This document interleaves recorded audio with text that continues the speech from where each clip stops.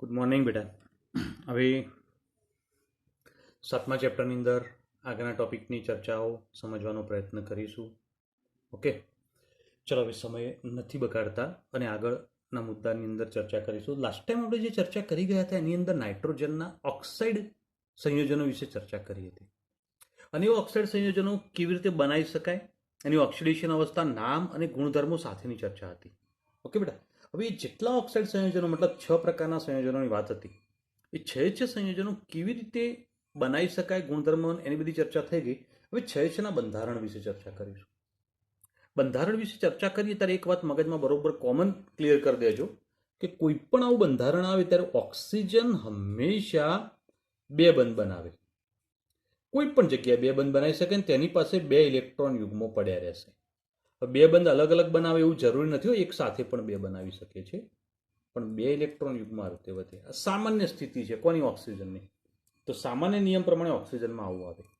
જ્યારે નાઇટ્રોજન કોઈ પણ બંધ બનાવે તો કુલ 3 બંધ બનાવશે ને 1 ઇલેક્ટ્રોન યુગ્મ પડ્યું રહેશે. હવે 3 બંધ ગમે તે બાજુ બનાવી શકે છે.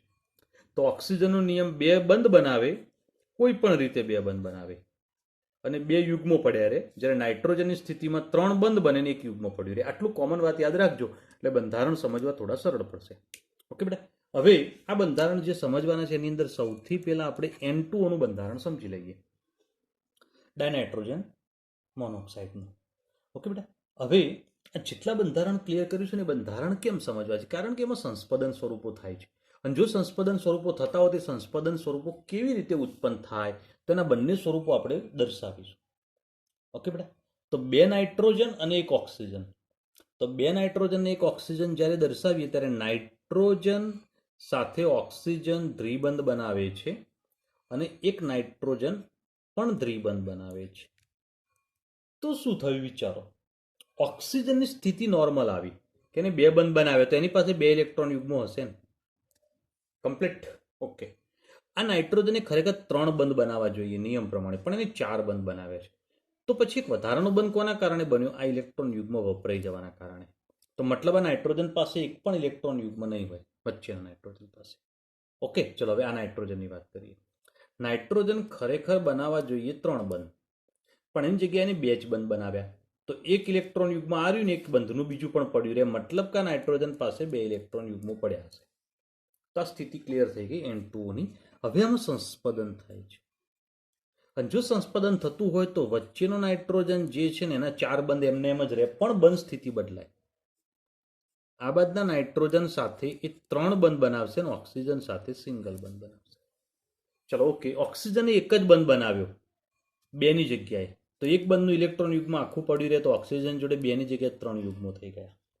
ઓકે, આ નાઇટ્રોજને 4 બંધ બનાવ્યા મતલબ એનું 1 યુગ્મ વપરાઈ ગયું, અને આ નાઇટ્રોજને 3 બંધ બનાવ્યા મતલબ એની પાસે 1 જ યુગ્મ વધેલું છે.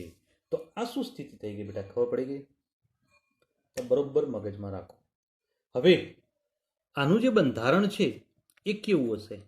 તો નાઇટ્રોજન, નાઇટ્રોજન, ઓક્સિજન. હવે અહીંયા બંધ કેટલા છે નથી જોવાના, અણુનો આકાર સમજવાનો છે અને ખૂણો અને બંધ લંબાઈની વાત કરવાની છે.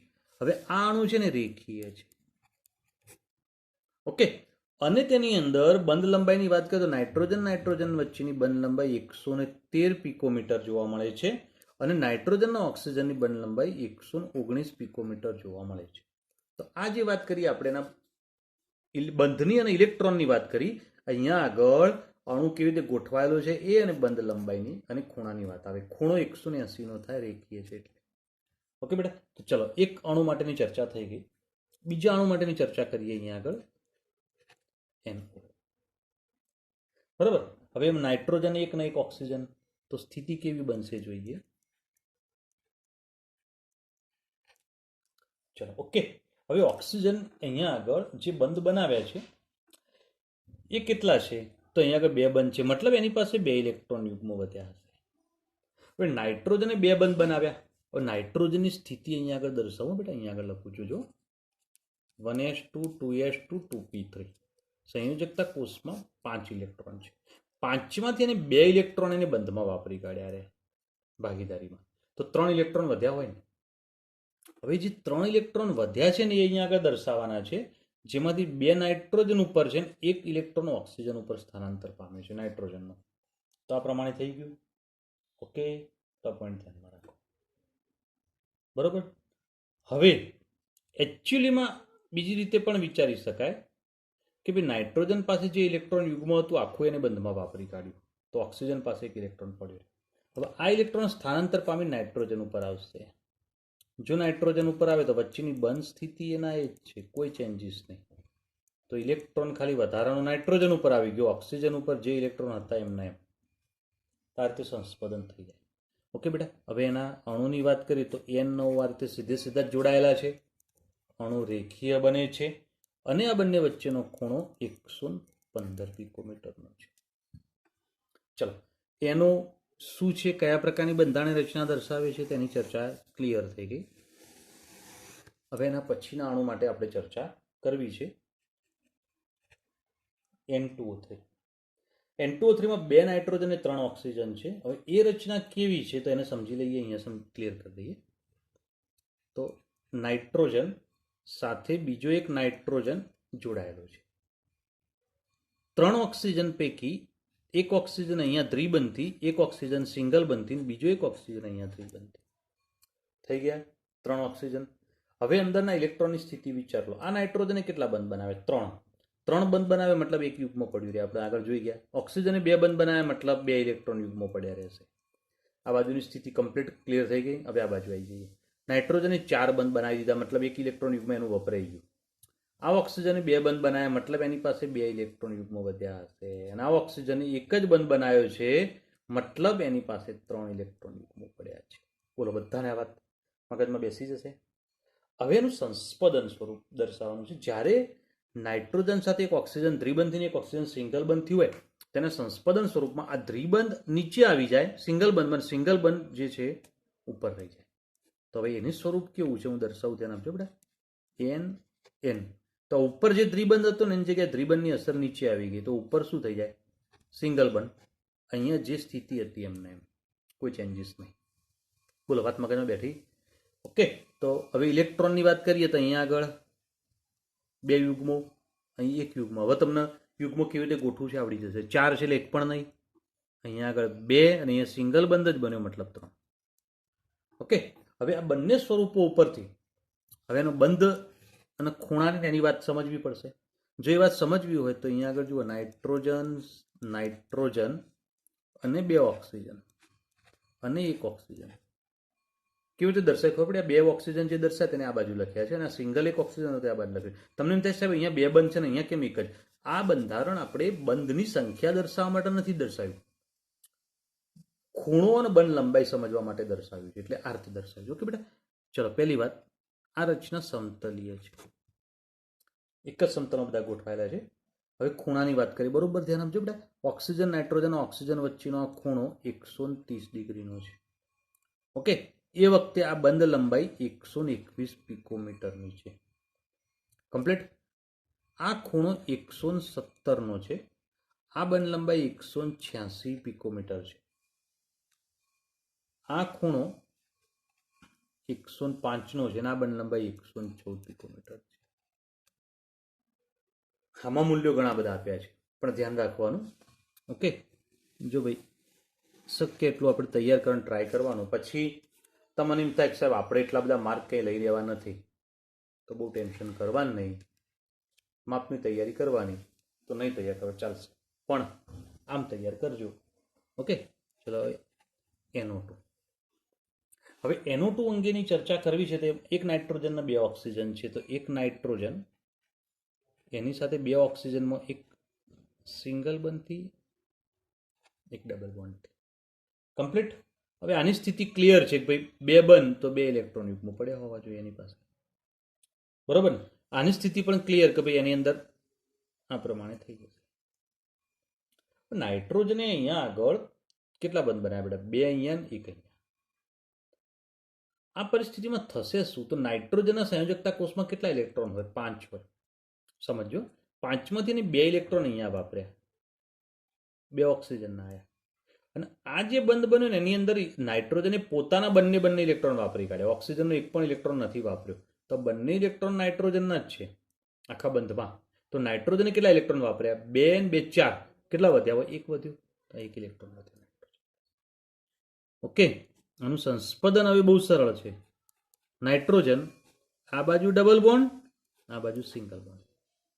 જે બાદ ડબલ બોન્ડ હોય ત્યાં આગળ ઇલેક્ટ્રોન યુગ્મ 2 જ હોય અને સિંગલ બોન્ડ છે ત્યાં આગળ ઇલેક્ટ્રોન યુગ્મ 3 હોય. પણ નાઇટ્રોજન ઉપર તો એક જ વધે. કમ્પ્લીટ કે સરસ.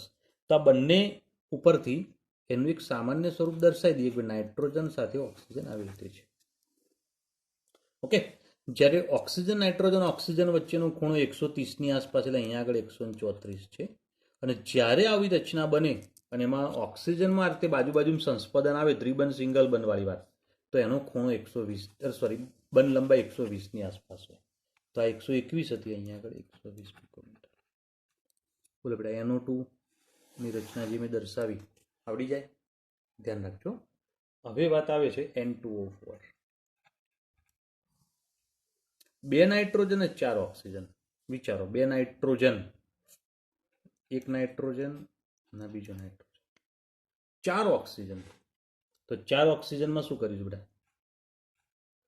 2 આ બાજુ, દ્વિબંધ સિંગલ બંધ, તો આ બાજુ પણ સિંગલ બંધ અને થઈ ગયું ને. N2O4 ની રચના આવી. હવે ઇલેક્ટ્રોન ગોઠવવા બહુ સરળ છે. આ 2 બંધ બનાવ્યા ઓક્સિજન, મતલબ એની પાસે 2 યુગ્મો. અહીંયા સિંગલ બંધ બનાવ્યા મતલબ 3 યુગ્મો. આ નાઇટ્રોજને 4 બંધ બનાવી દીધા, આ નાઇટ્રોજને પણ 4 બંધ બનાવ્યા, એટલે એના પાસે હવે કોઈ ઇલેક્ટ્રોન યુગ્મ વધવાનું નથી. Okay, complete. સંસ્પદન દર્શાવવું હોય તો કોઈ પણ એક જ બાજુ આનો ઇલેક્ટ્રોન ફેરવો. આ ત્રિબંધની સ્થિતિમાં સિંગલ બંધ, સિંગલ બંધની સ્થિતિમાં ત્રિબંધ, પણ 2 બાજુ નહીં. મતલબ આ બાજુ પણ એક ક્રિયા કરો, આ બાજુ પણ ક્રિયા કરો, એવું નથી કરવાનું. ફક્ત એક જ બાજુ. તો આપણે આ બાજુ દર્શાવીએ તો અહીંયા આગળ ત્રિબંધ, અહીં સિંગલ બંધ. તો આ તો સિંગલ બંધ ને ત્રિબંધ જેમ હતા એમના એમ જ. ઓકે, હવે અહીંયા આગળ 2 યુગ્મો, 3 યુગ્મો, 3 યુગ્મો અને 2 યુગ્મો. બરાબર. તો N2O4 ના બંધારણીય રચનાની વાત કરીએ તો NNO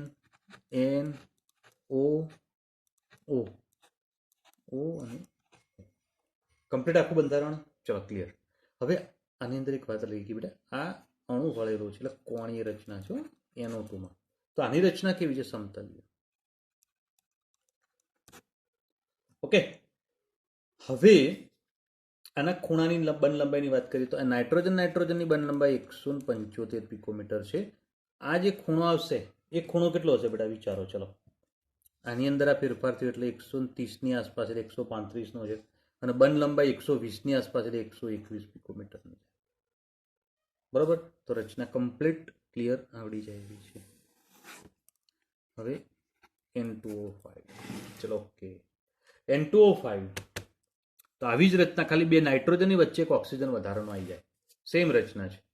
2 નાઇટ્રોજનની વચ્ચે એક ઓક્સિજન વધારાનો લઈ લેવાનો, એટલે ઓક્સિજન નાઇટ્રોજન થઈ ગયું. બાકીની બધી સ્થિતિ એના જ દર્શાવો. ચલો, એક જગ્યાએ ત્રિબંધ, એક જગ્યાએ સિંગલ બંધ. બરોબર. તો અહીંયા આગળ શું થશે બેટા? સિંગલ બંધ, ચલો ત્રિબંધ. ઓકે, ઇલેક્ટ્રોનની સ્થિતિ દર્શાવી દો. બહુ સરળ વાત છે. સિંગલ બંધ બનાવે મતલબ ઓક્સિજન પાસે 3 યુગ્મો, આમાં 2 યુગ્મો, નાઇટ્રોજન પાસે 1 પણ નહીં. આ ઓક્સિજન કેટલા બંધ બનાવે? વચ્ચેવાળા 2, તો મતલબ એની પાસે 2 યુગ્મો હશે. આ નાઇટ્રોજન પાસે 1 પણ નહીં, અહીંયા આગળ 2 યુગ્મો અને અહીંયા આગળ 3 યુગ્મો.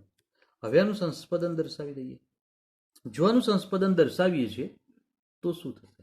નાઇટ્રોજન સાથે ઓક્સિજન, નાઇટ્રોજન કઈ બાજુ ફેરવીશું? આ બાજુ. તો જ્યાં ત્રિબંધ હતો ત્યાં સિંગલ બંધ, અને સિંગલ બંધ હતો ત્યાં ત્રિબંધ. આ બાજુની સ્થિતિ એમને એમ જ રાખો. કમ્પ્લીટ. હવે ઇલેક્ટ્રોન યુગ્મો પણ દર્શાવવા સરળ છે.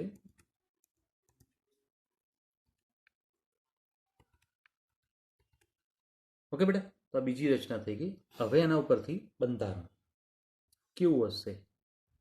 તો નાઇટ્રોજન, ઓક્સિજન, નાઇટ્રોજન, અહીંયા ઓક્સિજન, આ ઓક્સિજન, અહીંયા ઓક્સિજન, આ ઓક્સિજન. પહેલી વાત કે બંધારણ સમતલીય છે. કમ્પ્લીટ. હવે જ્યાં આગળ સંસ્પદન થતું હોય છે ત્યાં આગળનો ખૂણો 130 ની આસપાસ, મતલબ 134 નો છે. બંધ લંબાઈ આ 120 ની આસપાસ, મતલબ 119 પિકોમીટર છે. ઓકે, અને આ બંધ કંઈક નવો એટલે 151 પિકોમીટરનો હશે અને ખૂણો જે છે 112 ડિગ્રીનો હશે, NONનો નવો આવ્યો ખૂણો. તો બધાના બંધારણો દર્શાવી દીધા છે. પ્રશ્ન ક્લિયર થાય તો ઓકે છે, તૈયાર કરો તો બેસ્ટ છે. ઓકે, ચલો હવે આગળ વાત કરીએ એક કોયડાની. કોયડો કેવો છે, શું છે? તો NO2 શા માટે દ્વિઅણુ તરીકે વર્તે છે? તો બંધારણમાં જ એનો જવાબ છે. NO2 નો બંધારણીય રચના જો આવી રીતે. તો નાઇટ્રોજન ઉપર એક આવો ઇલેક્ટ્રોન પડ્યો છે, તો આ એક NO2 નો અણુ અને બીજો NO2 નો અણુ. જોજો બેટા, આ NO2 ના બે અણુઓ, આ અણુ નામ આડો કરી દઈએ આમ તો નાઇટ્રોજન આમ થઈ જાય. તો નાઇટ્રોજન આમ આવ્યો. Okay, double bond or single bond, આ એક ઇલેક્ટ્રોન. આ નાઇટ્રોજનની પણ વાત એ રીતે જ કરો, ડબલ બોન્ડો સિંગલ બોન્ડો, એક ઇલેક્ટ્રોન. જો NO2 નો એક અણુના બીજો અણુ હોય, બે સામસામે એક એક ઇલેક્ટ્રોન પડ્યા છે, ત્યાં નવો બંધ બનાવી દે ને તો N2O4 થઈ જાય. તો મતલબ એ દ્વિઅણુ બનાવી શકે છે. તો નીચેની રચના બની ગઈ. આવડશે બેટા? તો આ પ્રમાણે આપણે આનો જવાબ આપી શકીએ છીએ. બરાબર. હવે N2O5 માં નાઇટ્રોજનની સંયોજકતા, N2O5 એટલે આવ્યો. નાઇટ્રોજને કેટલા બંધ બનાવ્યા? આ નાઇટ્રોજને કેટલા બંધ બનાવ્યા? 1 2 3 ને 4. તો આને પણ 4. મતલબ નાઇટ્રોજનની સંયોજકતા 4 છે. સરળ વાત છે. ઓકે, તો N2O5 માં નાઇટ્રોજનની સંયોજકતા 4 છે એવું આપણે દર્શાવી શકીએ. તો આ બાબત ધ્યાન રાખજો, યાદ રાખજો અને સમજજો. બરાબર. હવે આગળની ચર્ચા જે છે એ નાઇટ્રોજનના સંયોજનોમાં એક સંયોજન આવે છે નાઇટ્રિક એસિડ, મતલબ HNO3. હવે જો નાઇટ્રિક એસિડની ચર્ચા કરીએ છીએ તો સૌથી પહેલી વાત આવે નાઇટ્રિક એસિડની બનાવવાની રીત. કઈ ચર્ચા આવશે બેટા? નાઇટ્રિક એસિડ બનાવવાની રીત. હવે જે પ્રશ્નની ચર્ચા કરું છું પરીક્ષા માટે ખૂબ જ ઇમ્પોર્ટન્ટ, પરીક્ષામાં પૂછાયેલો પ્રશ્ન છે અને પૂછાઈ પણ શકે છે. તો એ રીતે જે પ્રશ્ન ચર્ચા કરું છું એ ચર્ચા ધ્યાનમાં રાખજો. 15મો સમૂહ પતે ત્યાર સુધી બધા પ્રશ્નો પરીક્ષા માટે ઇમ્પોર્ટન્ટ. 15મો સમૂહ પતે ત્યાં સુધી બધા પરીક્ષા માટે ઇમ્પોર્ટન્ટ છે. બરોબર, તો ધ્યાન રાખજો. હવે HNO3 ની બનાવટની રીત સમજવાનો પ્રયત્ન પહેલા કરીએ. તો પહેલા નાઇટ્રિક એસિડ માટે થોડી ચર્ચા કરી બેટા કે નાઇટ્રોજન જે છે એ કેવું છે, કયા પ્રકારનું છે? તો નાઇટ્રોજન કેટલાક અગત્યના ઓક્સો એસિડ બનાવે છે અને એ ઓક્સો એસિડની અંદર અહીંયા આગળ જોઈએ બેટા H2N2O2 એક આ ઓક્સો એસિડ છે અને આ ઓક્સો એસિડ એટલે બનીશું હાઇપોનાઇટ્રસ એસિડ. શું કહીશું ને? Hyponitrous acid. ચલો ઓકે. HNO2 નાઇટ્રસ એસિડ અને HNO3 નાઇટ્રિક એસિડ. તો 3 પ્રકારના એસિડ છે, hyponitrous acid, nitrous acid, nitric acid. એમાં નાઇટ્રિક એસિડ ઔદ્યોગિક રીતે બધી રીતે સૌથી અગત્યનો એસિડ છે. બરાબર. અને જો આ એસિડ ખૂબ અગત્યનો હોય ઔદ્યોગિક રીતે બધી રીતે, તો નાઇટ્રિક એસિડ કેવી રીતે બને એ આપણે સૌથી પહેલા સમજવાનો પ્રયત્ન કરીએ. તો નાઇટ્રિક એસિડ પ્રયોગશાળામાં બનાવવો હોય તો કાચની એક નળી લઈ લો અને એની અંદર પોટેશિયમ નાઇટ્રેટ અથવા સોડિયમ નાઇટ્રેટ સાથે સાંદ્ર સલ્ફ્યુરિક એસિડ મિશ્ર કરી ગરમ કરવામાં આવે તો નાઇટ્રિક એસિડ બનાવી શકાય છે. તો પ્રયોગશાળામાં નાઇટ્રિક એસિડ બનાવવા માટે કાચની એક વક્ર નળી, મતલબ વાંકી વળેલી નળી લઈ લે. ઓકે, અને એની અંદર તમે પોટેશિયમ નાઇટ્રેટ અથવા સોડિયમ નાઇટ્રેટ એટલે NaNO3 અથવા KNO3 પણ લઈ શકો છો અને એની સાથે સલ્ફ્યુરિક એસિડનું મિશ્રણ કરો. જો આનું મિશ્રણ કરીશું તો આ બંને વચ્ચે પ્રક્રિયા થશે અને NaHSO4 અને પ્લસ HNO3 આ નાઇટ્રિક એસિડ બને છે અને સોડિયમ બાયસલ્ફેટ પણ મળે છે. ઓકે બેટા, તો પ્રયોગશાળામાં નાઇટ્રિક એસિડ થોડા પ્રમાણમાં બનાવો તો આ પદ્ધતિ ખૂબ જ અગત્યની છે. પણ મોટા પ્રમાણમાં ઔદ્યોગિક રીતે નાઇટ્રિક એસિડનું જો ઉત્પાદન કરવું હોય તો એના માટે આ પદ્ધતિ ઉપયોગી નથી. તો એના માટે ઓસ્વાલ્ડની પદ્ધતિ ઉપયોગી છે. તો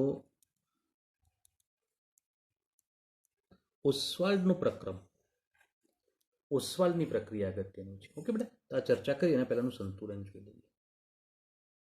વિચારો અને ચર્ચા ક્લિયર કરો બેટા. સંતુલનમાં શું થશે?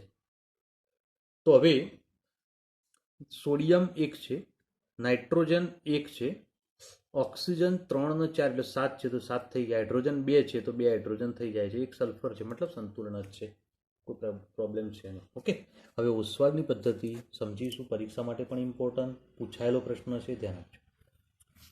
હવે આ પદ્ધતિમાં શું કરવામાં આવે છે?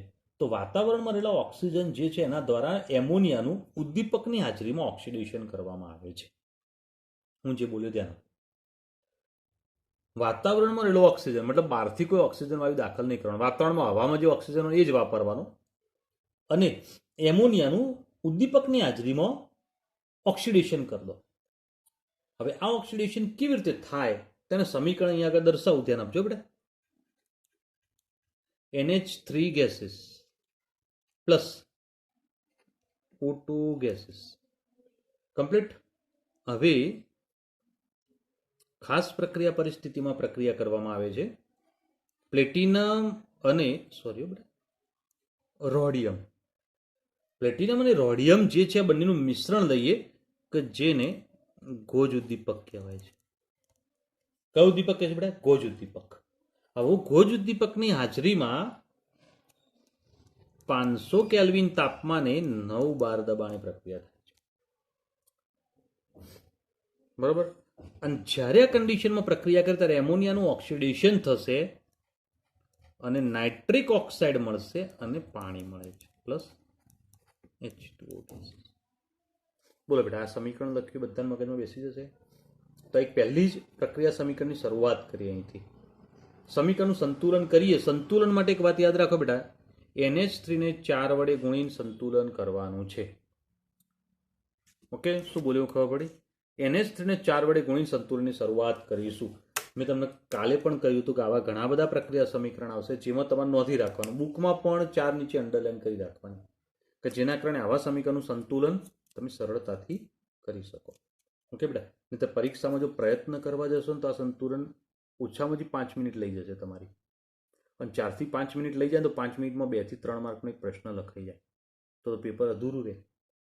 બરોબર? તો મતલબ થોડું આવું ધ્યાન રાખવું પડશે. હો, ચલો અહીંયા 4 વડે ગુણ્યા હવે સરળ થઈ જશે. નાઇટ્રોજન 4 થઈ ગયા તો અહીંયા 4 વડે ગુણી જાય. અહીં 4 વડે ગુણ્યા મતલબ હાઇડ્રોજન 4 તારી 12 થયા. 12 હાઇડ્રોજન કરવા માટે અહીંયા 6 વડે ગુણો. તો આ બાજુ ઓક્સિજન કેટલા થયા બેટા? 6 4 10. 10 કરવા માટે અહીંયા 5 વડે. સંતુલન ક્લિયર થઈ ગયું. તો હવે સંતુલન સરળ પડશે, પણ ધ્યાન રાખો. હવે આ રીતે નાઇટ્રિક ઓક્સાઇડ બન્યું. આ નાઇટ્રિક ઓક્સાઇડ જે છે એની ઓક્સિજન સાથે પ્રક્રિયા કરો, ઓક્સિડેશન થશે એનું. તો nitric oxide plus O2 gases. હવે ઓક્સિજન સાથે એની પ્રક્રિયા કરો એટલે એનું ઓક્સિડેશન થઈ જાય તો નાઇટ્રોજન ડાયોક્સાઇડ બનાવશે. શું મેળવ્યું બેટા? Nitrogen dioxide. આટલા સુધી આપણે આગળ વધ્યા. બરોબર. હવે નાઇટ્રિક ઓક્સાઇડની ઓક્સિજન સાથે જોડાતી નાઇટ્રોજન ડાયોક્સાઇડ મળે. આ નાઇટ્રોજન ડાયોક્સાઇડ વાયુ પ્રાપ્ત કરી લેવાનો અને એને પાણીમાં દ્રાવ્ય કરી દેવામાં આવે છે. મતલબ એને પાણીમાં શોષી લેવામાં આવે. એટલે નાઇટ્રોજન ડાયોક્સાઇડ જેટલો ઉત્પન્ન થઈ જાય એમ પાણીમાં શોષી જવાનું. પાણીમાં શોષીએ ત્યારે શું થશે જોજો? Nitrogen dioxide plus H2O liquid. બરોબર. તો એનું પાણીમાં શોષાવાના કારણે નાઇટ્રિક એસિડ બનશે પ્લસ નાઇટ્રિક ઓક્સાઇડ બીજો ફરથી બનશે પાછું. ઓકે, સમીકરણનું સંતુલન જોઈ લઈએ. કેવી રીતે સંતુલન થશે, કયા પ્રકારે થશે સમજીએ. હાઇડ્રોજન 2 છે બેટા. અહીંયા 2 હાઇડ્રોજન કરવા માટે અહીંયા 2 વડે ગુણ્યા તો નાઇટ્રોજન 2 અને 1 3 થયા. 2 અને 1 3. ઓકે, તો અહીંયા 3 વડે ગુણ્યા. ઓકે, હવે અહીંયા આગળ વિચાર લો. ઓક્સિજન 6 અને 1 7, 3 દૂ 6 અને 1 7. સંતુલન ક્લિયર. હવે આ રીતે જે નાઇટ્રિક એસિડ મળ્યું ને બેટા, એમાં એક્વસ લખ્યું છે, મતલબ પાણીમાં ઓગળેલો છે. બરોબર. અને પાણીમાં ઓગળેલો નાઇટ્રિક એસિડ મળે એટલે શુદ્ધ ના હોય. તો પહેલું જ જોજો અહીંયા આગળ HNO3 એક્વસ છે. બરોબર, એટલે શુદ્ધ નથી. જેને શુદ્ધ અવસ્થામાં પ્રાપ્ત કરવો હોય તો તેનું પુનઃચક્રણ કરવાનું આવે.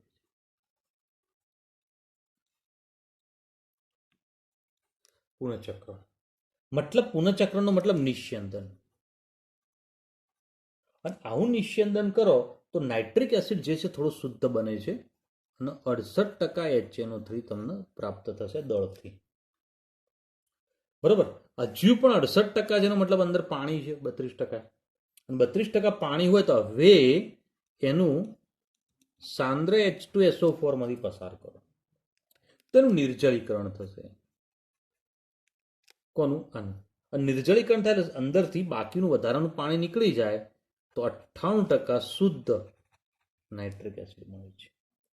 બરાબર. તો આ રીતે આપણને શુદ્ધ નાઇટ્રિક એસિડ પ્રાપ્ત થાય. હવે આનાથી વધારે શુદ્ધ નાઇટ્રિક એસિડ બનાવવામાં આવતો નથી. હજુ 2% અશુદ્ધિ તો છે જ બેટા, પણ તો પણ વધુ શુદ્ધ નાઇટ્રિક એસિડ આ રીતે બની જતો હોય છે. સલ્ફ્યુરિક એસિડ પ્રબળ ભેજ શોષક છે, એટલે અંદર વધારાનું પાણી શોષી લેશે. બરાબર. તો આ રીતે નાઇટ્રિક એસિડ બની ગયો. નાઇટ્રિક એસિડ આપણને પ્રાપ્ત થઈ ગયો. આમ જોવા જઈએ તો ઓસ્વાલની પદ્ધતિ એટલી કોમ્પ્લિકેશન વાળી નથી, સરળ જ છે. બરાબર ને? તો સરળતાથી આવડી જાય એવું છે. કદાચ કોઈ કન્ફ્યુઝન લાગે તો પ્રશ્ન વિડીયો રિપીટ કરીને ફરીથી રિપીટ કરી દો, સરળતાથી ક્લિયર થઈ જશે. નાઇટ્રિક એસિડ મેળવ્યું. હવે એના ગુણધર્મો ચેક કરીએ અને સમજીએ. હવે બેટા નાઇટ્રિક એસિડના ગુણધર્મો ચેક કરીએ. નાઇટ્રિક એસિડ આપણે મેળવી લીધો, પણ ગુણધર્મો ચેક કરવા પડશે. તો સૌથી પહેલાં જોઈએ તેના ભૌતિક ગુણધર્મો. નાઇટ્રિક એસિડ રંગવિહીન, થોડું તીવ્ર વાસવાળું પ્રવાહી છે. ઓકે બેટા. તો એ રંગવિહીન છે પણ તીવ્ર વાસ ધરાવે છે. હવે એનું ઠાર બિંદુ 231.4 કેલ્વિન છે અને ઉત્કલન બિંદુ એ 355.6 કેલ્વિન છે. તો નાઇટ્રિક એસિડના ગુણધર્મોની વાત કરી. પ્રયોગશાળામાં જો નાઇટ્રિક એસિડનો ઉપયોગ કરવો હોય તો વજનથી 68% નાઇટ્રિક એસિડ વાપરવામાં આવે છે. કેવું નાઇટ્રિક એસિડ વાપરીશું? વજનથી 68%. આવું નાઇટ્રિક એસિડ જે છે એની વિશિષ્ટ ઘનતા 1.504 હોય છે. બરાબર. તો મતલબ પાણી કરતાં ઘણો ભારે છે. પાણીની ઘનતા 1 હોય. હવે નાઇટ્રિક એસિડ વાયુ અવસ્થામાં જો લઈ જવામાં આવે તો સમતલીય અણુ તરીકે જોવા મળે છે. અને આ સમતલીય અણુ તરીકે જો જોવા મળે તો તેનું બંધારણ આકૃતિમાં દર્શાવ્યા મુજબનું છે. તેમાં નાઇટ્રોજન સાથે 2 ઓક્સિજન આ રીતે જોડાય, 1 ઓક્સિજન આ રીતે જોડાશે, અહીંયા આગળ હાઇડ્રોજન જોડાશે. અને આ 2 ઓક્સિજનની સ્થિતિ આવી હોય, નાઇટ્રોજન, ઓક્સિજન, ઓક્સિજન, ઓક્સિજન અને હાઇડ્રોજન, મતલબ દ્વિબંધ છે. તો દ્વિબંધ સિંગલ બંધની સ્થિતિ બદલાતી રહે. ઓકે. અને જો દ્વિબંધ સિંગલ બંધની સ્થિતિ બદલાય તો આવી દ્વિબંધ સિંગલ બંધની સ્થિતિ આવે તો આપણે બોલ્યા ભાઈ ખૂણો કેટલો હોય?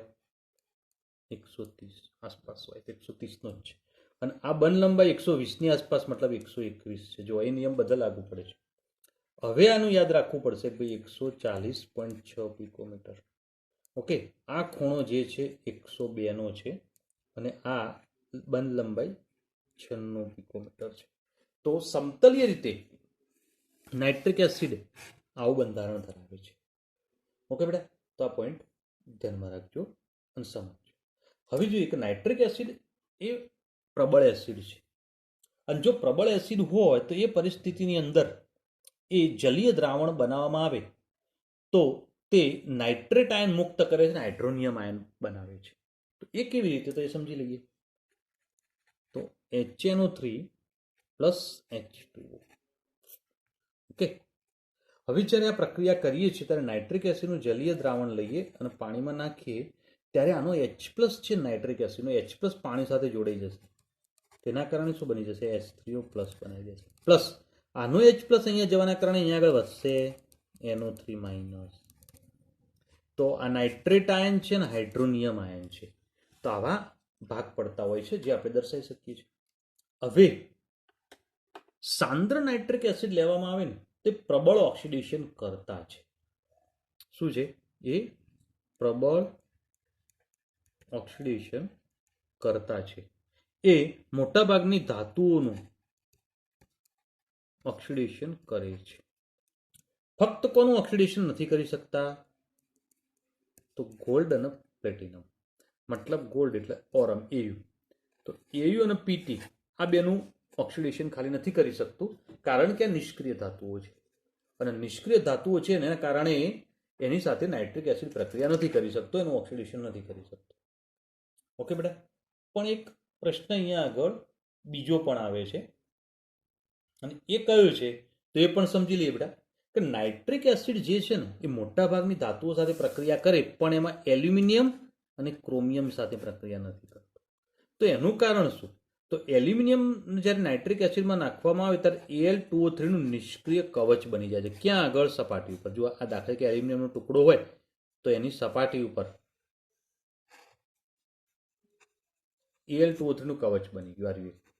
અને ખૂબ સખત હોવાના કારણે હવે નાઇટ્રિક એસિડ આગળ પ્રક્રિયા કરી શકતો નથી. મતલબ એલ્યુમિનિયમ એમને એમ પડ્યું રહેશે.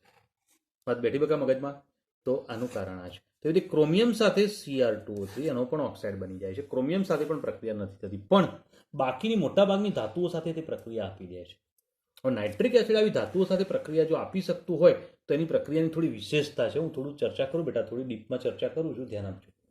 ઓકે, તો જો મંદ નાઇટ્રિક એસિડ લેવામાં આવે અને એની ધાતુ સાથે પ્રક્રિયા કરીએ તો એ દરમિયાન નાઇટ્રોજનનો ઓક્સાઇડ N2O બનશે. ઓકે, જો 30% નાઇટ્રિક એસિડ પસંદ કરવામાં આવે તો ઓક્સિડેશન થઈ નાઇટ્રિક ઓક્સાઇડ બનાવશે. અને જો ખૂબ સાંદ્ર નાઇટ્રિક એસિડ લીધો હોય, લગભગ 68% જેવો અથવા એનાથી વધારે, તો એ પરિસ્થિતિમાં ઓક્સિડેશન થઈને NO2 બનાવશે. તો જેમ જેમ નાઇટ્રિક એસિડની સાંદ્રતા વધારતા જઈએ છીએ તેમ તેમ નાઇટ્રોજનનો ઓક્સિડેશન આંક પણ વધે. જો આમાં નાઇટ્રોજન ઓક્સિડેશન આંક +1 +2 ના +4, તો તમે આ રીતે સમજી શકો છો. તો આ પોઈન્ટ પણ ધ્યાન રાખજો. હવે જ્યારે આ બધી પ્રક્રિયાઓ થાય ને ત્યારે હવે સમીકરણો થોડા યાદ રાખવા માટે હું થોડા ક્લ્યુ આપું છું, આપણે યાદ રાખવા માટે બેટા. એની અંદરના ક્લ્યુની અંદર થોડી વાત કરું તો જો મંદ નાઇટ્રિક એસિડ લીધું હોય ને અને N2O બનતું હોય તો નાઇટ્રિક એસિડ જે છે ને એના આગળનો તત્વયુગ્મિતીય ગુણાંક સમીકરણ લખતી વખતે અહીંયા તત્વયુગ્મિતીય ગુણાંક તમારે 10 લઈ લેવાનો. 10 મોલ નાઇટ્રિક એસિડ વપરાય. કેટલો વપરાય? 10 મોલ. જો 30% લીધો હોય અને એનો બનતું હોય તો 8 મોલ વપરાય, અને જો NO2 બને તો 4 મોલ વપરાય. આ સમીકરણ માટે યાદ રાખવાની વાત છે, કોઈ નિયમ નથી બેટા. આપણે સમીકરણ જલ્દી યાદ રહી જાય એના માટે આ મેં લખ્યું છે.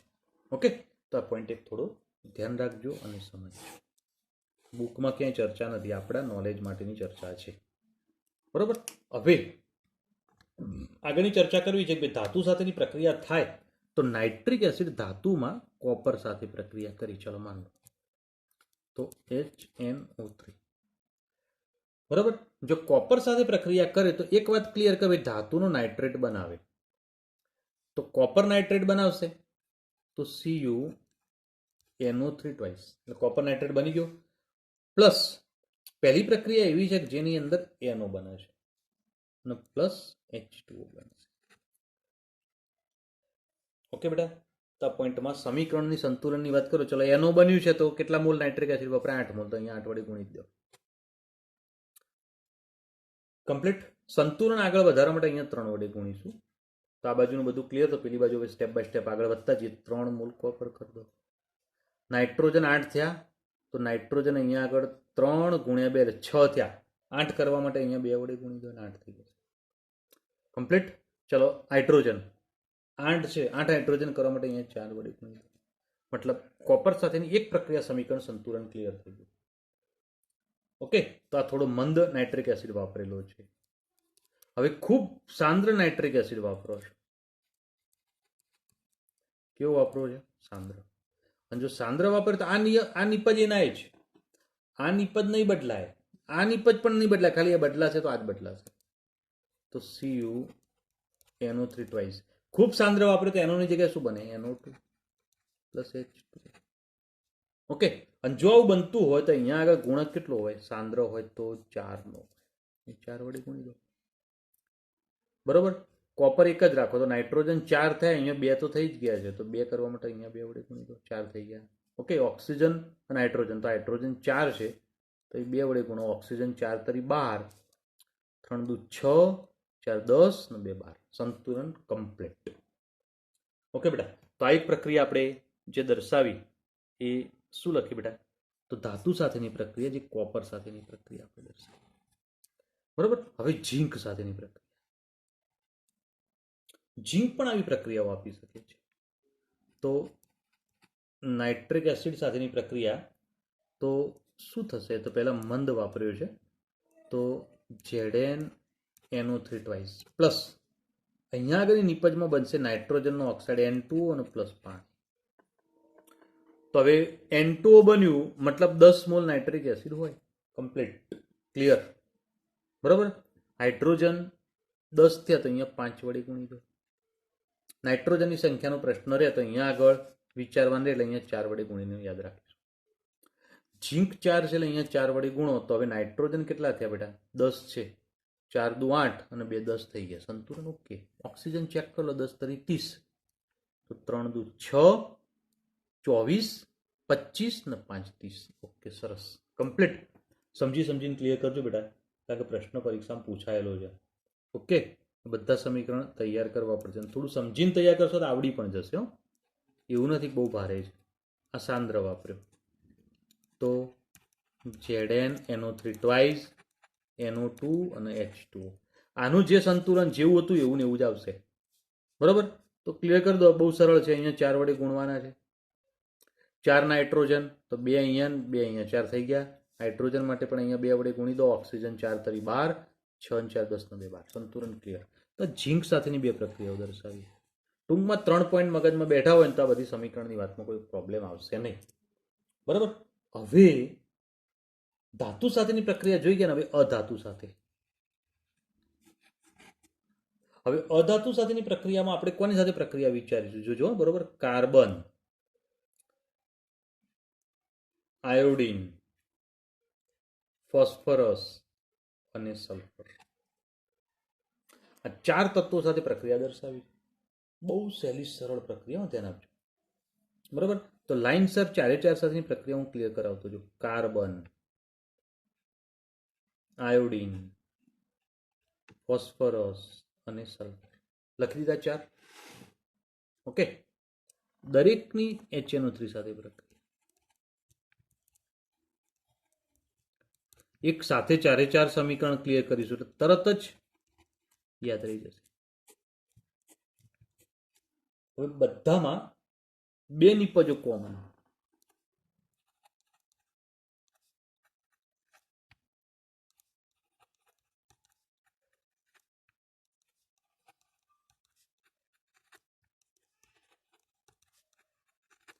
બોલો બેટા, 2 નિપજો બધામાં લખી દીધી. તો હવે પહેલી એક જ નિપજ બાકી રહી. જો HNO3 બધામાં કોમન, ખાલી આ યાદ રાખવાનું કાર્બન, આયોડિન, ફોસ્ફરસ અને સલ્ફર. તો આ નિપજો NO2 જ બને બધામાં, નાઇટ્રોજન ડાયોક્સાઇડ. પાણી પણ બધામાં બને. તો એક જ નિપજ વિચારવાની રહી. ચલો, કાર્બન સાથે જો પ્રક્રિયા કરે કાર્બનનું ઓક્સિડેશન કરીને કાર્બન ડાયોક્સાઇડ બનાવી દેશે. ચલો, એક કાર્બનની નિપજ યાદ રહી ગઈ. આયોડિન સાથે નિપજ જે છે એ HiO4 પર આયોડિક એસિડ કહેવાય આના બેટા. તો પર આયોડિક એસિડ બનાવે છે. તો એક આ પોઈન્ટ પણ ક્લિયર છે. ફોસ્ફરસ સાથેની પ્રક્રિયામાં ફોસ્ફોરિક એસિડ H3PO4 અને સલ્ફર સાથેની પ્રક્રિયામાં સલ્ફ્યુરિક એસિડ H2SO4. બોલો, બધામાં સમીકરણ 4 આવડી જાય એવું. બરાબર ને?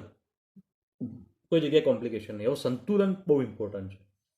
સંતુલન હું ક્લિયર કરું આવડી જશે સંતુલન પણ.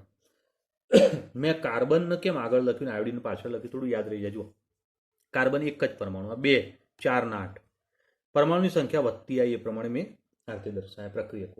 તો સંતુલનમાં યાદ રાખજો, કાર્બનના અંદર જ્યારે પ્રક્રિયા કરીએ ત્યારે નાઇટ્રિક એસિડનું સંતુલન ગુણક 4. નાઇટ્રિક એસિડનો ગુણક લખું છું આર્યો. આયોડિનનો ગુણક 10, ફોસ્ફરસનો 20 અને સલ્ફરનો 48. હવે આ ગુણકો યાદ ના રાખો ને અને ટ્રાય કરવા જો ને તો 3 સમીકરણ તમે પ્રયત્ન કરો ને ખાલી આ ગુણક વગર તો અડધો કલાકે પૂરું ના થાય. મેં આ સમીકરણ 11મા ધોરણવાળાને ખાલી આ 2 સમીકરણ હોમવર્કમાં આપ્યા હતા ને કે સાહેબ 1 કલાકે સમીકરણ સંતુલિત થયા હતા. ખાલી આ 2 સમીકરણ જ 11માળાનો હોમવર્કમાં આલ્યા હતા. આવું કશું લખ્યું તો આમ ના માલ દીધા કે સંતુલિત કરીને લાવજો. આપણે પહેલા ચેપ્ટરમાં આવતું હતું 11માં, યાદ છે બેટા? ઓકે. તો અહીંયા આગળ સંતુલન માટે અડધો કલાકથી ઉપર સમય ગયો. તો સ્કોલર છોકરોને તો અડધો કલાક થાય. તો અહીંયા આગળ થોડું આ ગુણકો યાદ રાખીશું. તો અહીંયા મૂકી દઈએ 4. બરોબર. હવે આગળ વધીએ. ચલો, 4 મૂકેલા. નાઇટ્રોજન 4 થાય તો અહીંયા 4 વડે ગુણવા પડે. હાઇડ્રોજન 4 થાય તો અહીંયા 2 વડે ગુણવા પડે. ઓક્સિજન 4 તરી 12 તો 8 ને 2 10 ને 2 12. સંતુલન કમ્પ્લીટ. બોલો, કેટલું સરળ થઈ ગયું. આયોડિનમાં HNO3 માં ગુણવાના. આયોડિન આગળ ના ગુણતા HNO3 આગળ ગુણજો નાઇટ્રિક એસિડમાં. ઓકે. ચલો, આયોડિન 2 છે એટલે અહીંયા 2 વડે ગુણી દઈએ. આયોડિન 2 થઈ ગયા. નાઇટ્રોજન 10 એટલે અહીંયા 10 વડે ગુણી દઈએ. હાઇડ્રોજન 10 તો અહીંયા આગળ 2 છે. કેટલા ખૂટ્યા? 8 ખૂટ્યા તો અહીંયા 4 વડે. છેલ્લો ઓક્સિજન ચેક કરી લેવાના. 10 તરી 30. 30 ઓક્સિજન થવા જોઈએ તો 10 દુ 20 થઈ ગયા. 8 28. સોરી, 10 તરી 30 થયા ને. અહીંયા આગળ મેં ગુણક જે છે એ જોઈ લઈએ કેવી રીતે થાય છે. ઓકે બેટા, તો 30 થયા એટલે 20 28. સોરી, 4 દુ 8 એટલે 10 દુ 20 ને 28 ને 4 કેમ ખોટું પડે છે? એક જ મિનિટ બેટા, જોઈ લઈએ. ઓકે બેટા, અહીંયા આગળ થોડી ભૂલ હતી મારી. અહીંયા આગળ HiO3 છે, આયોડિક એસિડ છે, પર આયોડિક એસિડ નથી. તો આ HiO3 એટલે આયોડિક એસિડ ગણાય. HiO3 એટલે આયોડિક એસિડ. બરાબર, તો આયોડિક એસિડ બને છે. થોડી મિસ્ટેક થઈ, ધ્યાન આપજો. હવે થઈ જશે સંતુલન. તો અહીંયા 20, 26 ને 4 30. ઓકે, તો આ પોઈન્ટ ક્લિયર છે. હવે અહીંયા આગળ શું છે?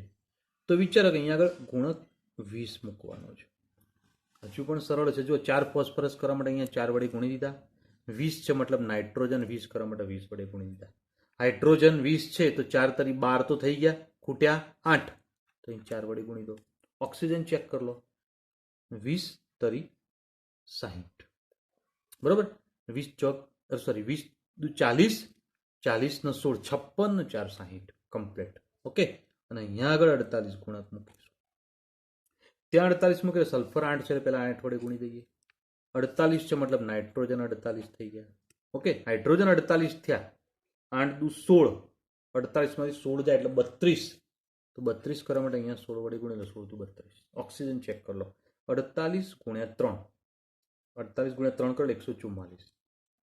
ઓકે, ચલો 48 દુ 96, અને આ 8 ચોક 32 ને 16, 32 ને 16 48, આ બેનો તો 48 ને 96 એટલે 144 થઈ ગયા. મતલબ ઓકે, ઓક્સિજન ક્લિયર.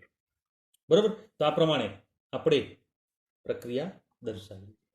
તો કેવી રીતે પ્રક્રિયા થાય છે તો આ વાત આપણે સમજી શકીએ, ક્લિયર કરી શકીએ. બરાબર, તો અહીંયા આગળ સાંદ્ર નાઇટ્રિક એસિડ જે છે એ એવો પ્રબળ એસિડ છે કે જે આવા અધાતુ તત્વો જે સામાન્ય રીતે કોઈ સાથે પ્રક્રિયા નહીં કરતા. તમે જો કોલસો, કાર્બન એટલે કોલસો, કોલસો એમને પડ્યો હોય ને તો ગમે એટલા વર્ષો સુધી પડ્યો રહે ને તો એમને એમ જ રહેશે, તો કોઈ સાથે જલ્દી પ્રક્રિયા જ નથી કરતો. પણ નાઇટ્રિક એસિડ એટલો પ્રબળ ઓક્સિડેશન કરતા છે તો કાર્બનને એમનેમ કાર્બન ડાયોક્સાઇડમાં ફેરવી દે છે.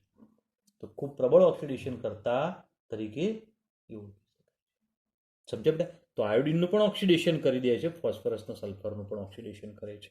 તો આ જે ચર્ચા કરી આપણે આખી, એ ચર્ચા કોના માટે કરી? તો નાઇટ્રિક એસિડના રાસાયણિક ગુણધર્મો માટે.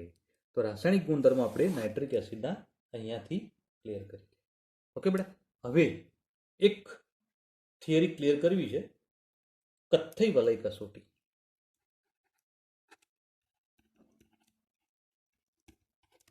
આ કસોટી બોર્ડની પરીક્ષામાં 2 માર્કમાં પૂછાયેલો પ્રશ્ન છે. ઓકે, મેં તમને પહેલા જ કહ્યું કે હવે બધા પ્રશ્નો પૂછાય એવા જ પ્રશ્નો છે, એટલે ધ્યાન રાખવાનું. હવે વલય કસોટી તો વિંટી કસોટી શું છે? તો આ વલય કસોટી જે છે એ કોઈ પણ સંયોજનમાં નાઇટ્રેટ આયન હોય, નાઇટ્રેટ આયન એની હાજરી પુરવાર કરવા માટે આ કસોટી વપરાય છે. નાઇટ્રેટની પરખ છે. દાખલા કે તમે જો HNO3, તો HNO3 માં શું હોય? H+ ને NO3-, મતલબ નાઇટ્રેટ આયન આયન. તો મતલબ અંદર નાઇટ્રેટ આયન છે કે નહીં એવું કોઈ પણ સંયોજનની હાજરી પુરવાર કરવા માટે કસોટી ખૂબ જ અગત્યની છે. હવે શું થશે તો એ સમજવાનો પ્રયત્ન કરીશું બેટા. કે આ કસોટીની અંદર નાઇટ્રેટ આયન જે છે એ કસોટીની અંદર નાઇટ્રેટનું નાઇટ્રિક ઓક્સાઇડમાં રૂપાંતર થાય છે. બરાબર, અને એ રૂપાંતરણ કરવા માટે Fe2+ જે અંદર ઉમેરેલો હોય એની ક્ષમતા ઉપર આધાર રાખે છે. બરાબર, કારણ કે Fe2+ એક કથ્થઈકરણનું સંકીર્ણ બનાવે છે. હવે આ જે બોલું છું ને એ થોડું ગોળ ગોળ કન્ફ્યુઝન જેવું લાગે, તો પહેલાં આપણે થોડું સમીકરણની વાત કરીએ એટલે આપણને સ્પષ્ટતા થશે. ઓકે બેટા, તો તમારે નાઇટ્રેટની પરખ કરવી છે ને તો NO3- તમારે દ્રાવણમાં લીધો. હવે એની અંદર ફેરસ સલ્ફેટ નાખી દો, FeSO4.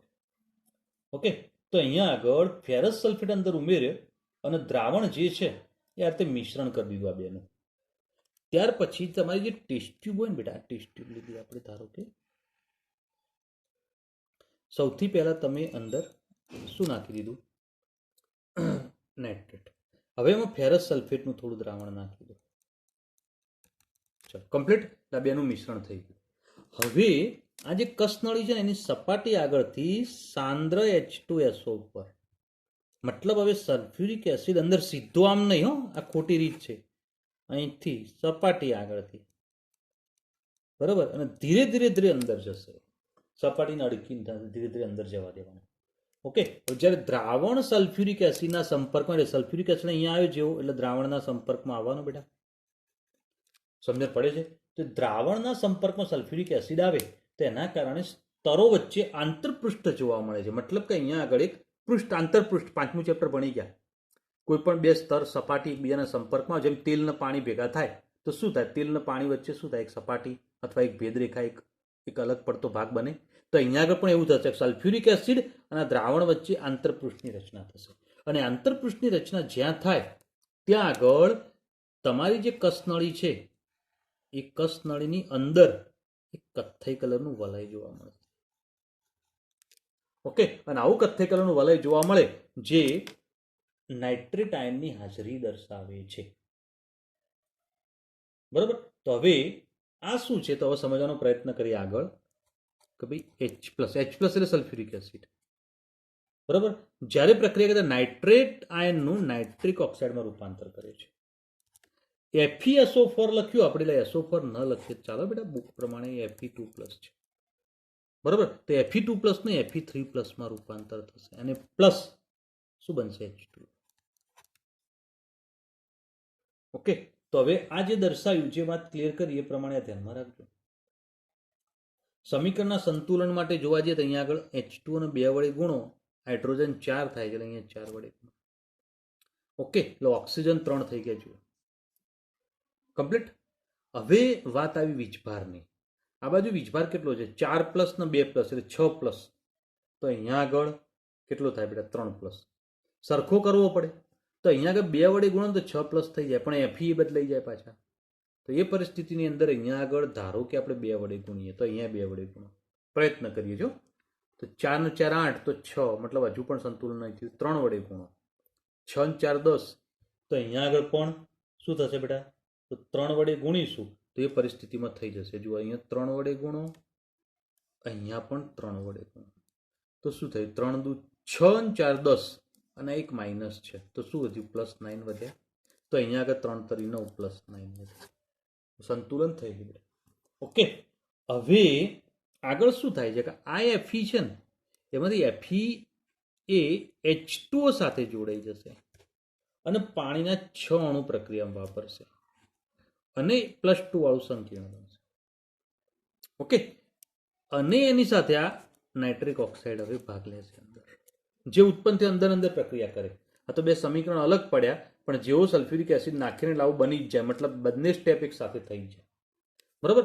હવે નાઇટ્રિક ઓક્સાઇડ અંદર પ્રક્રિયા કરતો હોય ત્યારે અંદરથી પાણીનો એક અણુ કાઢી દેશે ખાલી. આ તો શું થશે? FeH2O6 ની જગ્યાએ 5, અને એની જગ્યાએ એક નાઇટ્રિક ઓક્સાઇડ જોડાઈ જશે. ઉપરનો વીજભાર તો +2 ના 2 છે. પાણીનો એક અણુ બહાર નીકળી ગયેલો, +H2O બહાર નીકળી ગયો. તો આ જે છે ને એ કથ્થઈ કલરનું સંકીર્ણ છે. ખબર પડી બેટા બોલે? તો કથ્થઈ કલરનું સંકીર્ણ એટલે આ રહ્યું છે, જેના કારણે એનો રંગ કથ્થઈ દેખાય છે.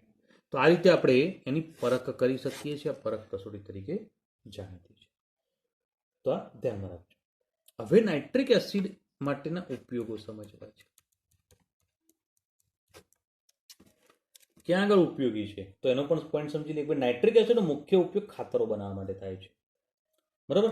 જેની અંદર એમોનિયમ નાઇટ્રેટ NH4NO3, બરાબર, અને વિસ્ફોટક તથા પાયરોટેકનિક્સમાં પણ ઉપયોગ થાય છે.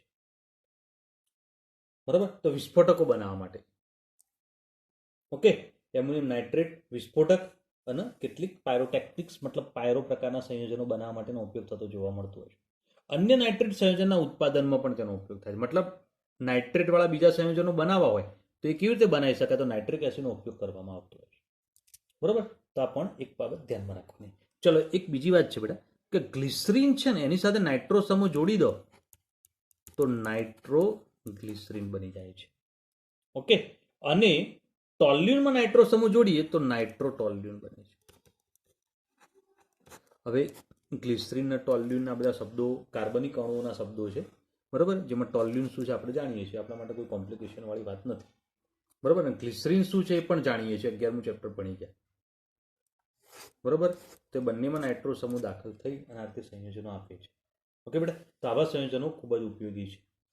હવે તેના અન્ય ઉપયોગોની અંદર સ્ટેનલેસ સ્ટીલના ઉત્પાદનમાં પણ તે ઉપયોગ થાય છે. સ્ટેનલેસ સ્ટીલ બનાવો તો સ્ટીલની પ્રોસેસ કરવી અને તે પ્રોસેસની અંદર નાઇટ્રિક એસિડ વપરાય છે. ઓકે. અને ધાતુના નિક્ષાલનની અંદર પણ એનો ઉપયોગ થાય છે. ધાતુ નિક્ષાલન મતલબ ધાતુ પ્રાપ્ત કરવા માટે નાઇટ્રિક એસિડ ઉપયોગી છે. અને રોકેટમાં બળતણ માટેનો ઉપયોગ થાય છે ઓક્સિડેશન કરતા તરીકે. રોકેટ બળતણમાં કેવી રીતે વિચારો કે ભાઈ રોકેટની અંદર બળતણ તરીકે આપણે ધારો કે હાઇડ્રોજન ભર્યો, સમજો હાઇડ્રોજન અંદર ભરી દીધો, રોકેટમાં સળગ્યો, બરાબર. હવે આપણે જાણીએ છીએ ભાઈ હવા ક્યાં સુધી હોય, 5, 6, 7 કિલોમીટર 10 કિલોમીટર સુધી ઉપર જઈએ, બરાબર, તો હવા હોય. આપણે પર્વતારોહકો 6-7 કિલોમીટર ઉપર જાય ને તો સિલિન્ડર લઈ જાઓ આપણે ઓક્સિજનના, તો એનાથી ઉપર તો ઓક્સિજન ઓછો થઈ જાય છે. હવે રોકેટ જ્યારે છોડીએ ને આપણે તો વાતાવરણના બહાર જવું હોય ને તો લગભગ 800 કિલોમીટરથી 1000 કિલોમીટર જવું પડે. હવે 800થી 1000 કિલોમીટર પૃથ્વીની સપાટી જે છે ને, આ પૃથ્વીની સપાટીથી 800થી 1000 કિલોમીટર બહાર જાય રોકેટ.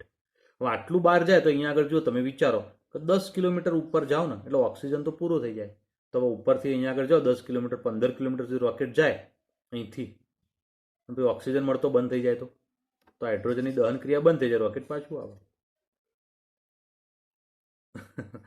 તો પછી આગળ ઓક્સિજન કેવી રીતે મળે? તો એ ઓક્સિજન પૂરો પાડવા માટે હાઇડ્રોજન કે બીજા આવા બળતણો સાથે નાઇટ્રિક એસિડ અંદર ભેળવી દેવામાં આવે છે.